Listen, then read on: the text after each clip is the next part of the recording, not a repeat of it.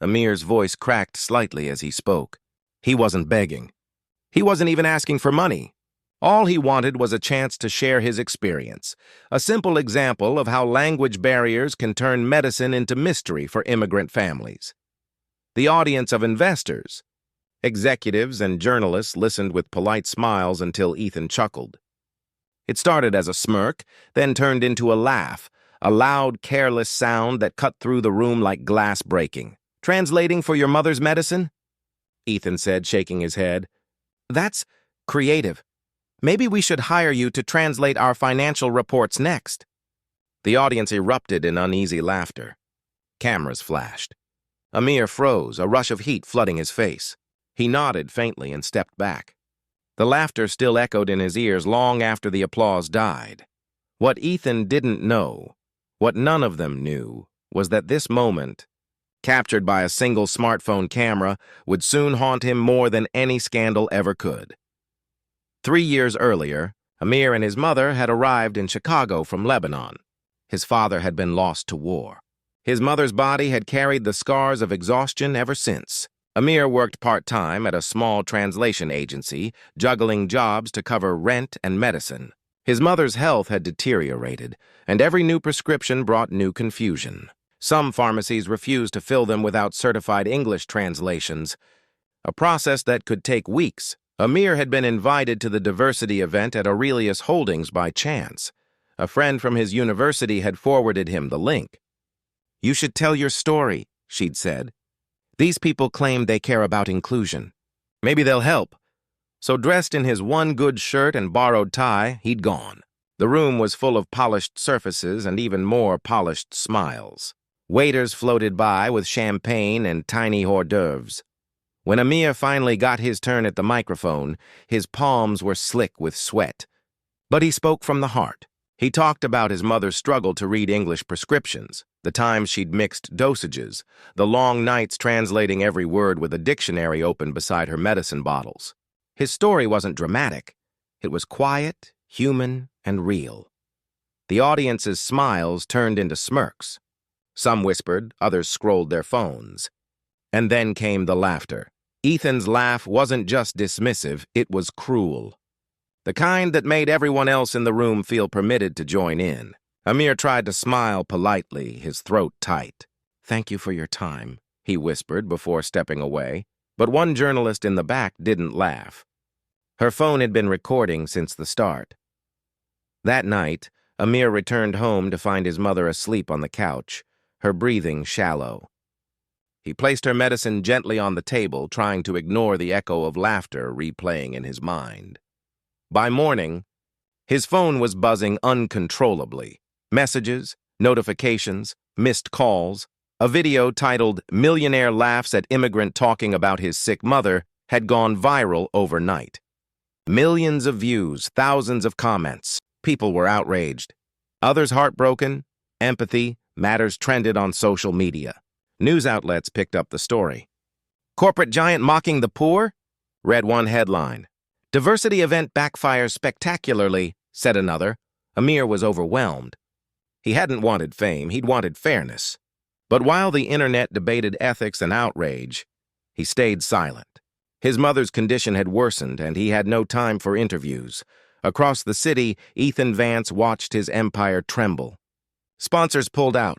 PR teams scrambled. His board demanded damage control. Ethan's initial reaction was defensiveness.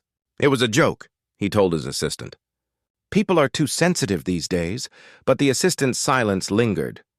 Later that evening, she placed a printed email on his desk, a message from a nurse. It read, "My parents barely speak English. I've seen them take the wrong pills because they couldn't read the labels." That young man was right. You didn't just laugh at him, you laughed at all of us. For the first time in years, Ethan didn't have a response. 2 days later, he called Amir. "I want to meet," he said. "No cameras." "Just us." Amir hesitated. Every instinct screamed to say no, but something about the tone, a quiet tremor in the billionaire's voice, made him agree. The office tower was made of glass, each pane reflecting a city that didn't stop for anyone. Amir felt small walking through the revolving doors. The same logo, Aurelius Holdings, that had once mocked his pain, now staring down at him in steel letters. Ethan waited in his top-floor office, the skyline stretching endlessly behind him. He looked different, older, subdued, without the arrogance that had once seemed permanent. "Amir," he said quietly. "Thank you for coming." Amir didn't speak. He simply placed the prescription paper on the table between them. The same paper that had started it all. The creases were deeper now, its edges worn from months of handling. "This," Amir said, his voice calm but firm, "is what I was translating that day. It's for my mother's heart medicine. She doesn't understand English, and I've been translating every label so she doesn't take the wrong dose." Ethan stared at the paper, then back at Amir. For the first time, he saw not a headline, not a viral symbol, but a son fighting to keep his mother alive. "I thought I was being clever," Ethan whispered. "But I was being cruel."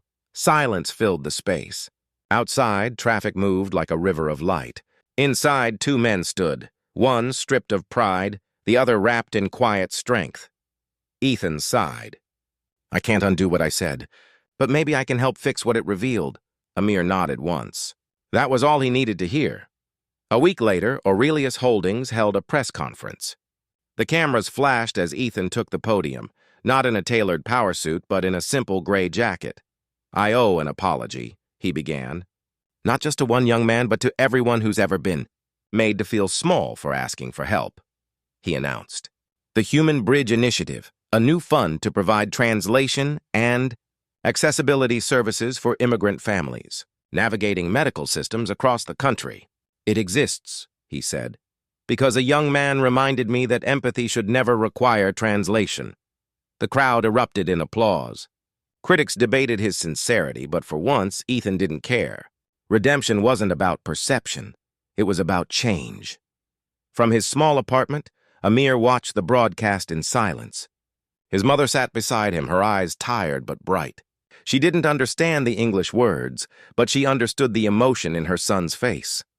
When reporters later reached out for comment, Amir declined. He wasn't seeking validation. He already had what mattered, the sound of his mother's laughter returning to their home. That night, a message arrived on his phone. It was from Ethan. "Your words changed more than my reputation.